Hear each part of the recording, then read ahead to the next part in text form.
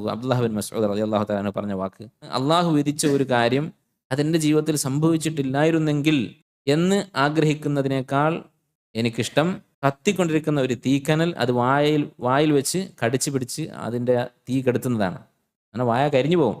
അതിനേക്കാൾ ഞാൻ വെറുക്കുന്നുണ്ട് എൻ്റെ ജീവിതത്തിൽ സംഭവിച്ച ഒരു കാര്യം അത് സംഭവിച്ചില്ലായിരുന്നെങ്കിൽ എത്ര നന്നായിരുന്നു എന്ന് പറയുന്നത്. ഒന്ന് ആലോചിച്ച് നോക്കൂ, ഇത്രമാത്രം യഖീൻ ഒരാൾക്ക് ഉണ്ടായിക്കഴിഞ്ഞാൽ അയാളുടെ ജീവിതം എത്ര സന്തോഷമായിരിക്കും, സമാധാനമായിരിക്കും. അത് നമ്മൾ കാണുന്നുണ്ട്. മുസ്ലിമീങ്ങളായ സാധാരണക്കാരായ ആളുകൾ, വളരെ അടുത്ത ബന്ധുക്കൾ മരിച്ച ആളുകൾ, ഇപ്പം നമ്മളത് ധാരാളമായി കണ്ടതാണ്. ഫലസ്തീനിൽ നടക്കുന്ന ആക്രമണത്തിൽ അവർക്ക് വീട് നഷ്ടപ്പെട്ട ആളുകൾ, മക്കളെ നഷ്ടപ്പെട്ട ആളുകൾ, മാതാപിതാക്കളെ നഷ്ടപ്പെട്ടവർ, പക്ഷേ അള്ളാഹുവിൻ്റെ വിധിയിൽ തൃപ്തരാണ്.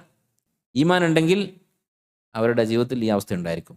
എന്നാലോ മറുഭാഗത്ത് നമ്മുടെ നാട്ടിലും എല്ലാ സ്ഥലത്തും നമുക്ക് കാണാം ചെറിയ നിസ്സാരമായ കാരണത്തിന് ആത്മഹത്യ ചെയ്യുന്ന ആളുകൾ. അപ്പോൾ ഈമാനുള്ള ഒരാൾക്ക് പ്രയാസങ്ങൾ അത് സ്വീകരിക്കാൻ സാധിക്കും.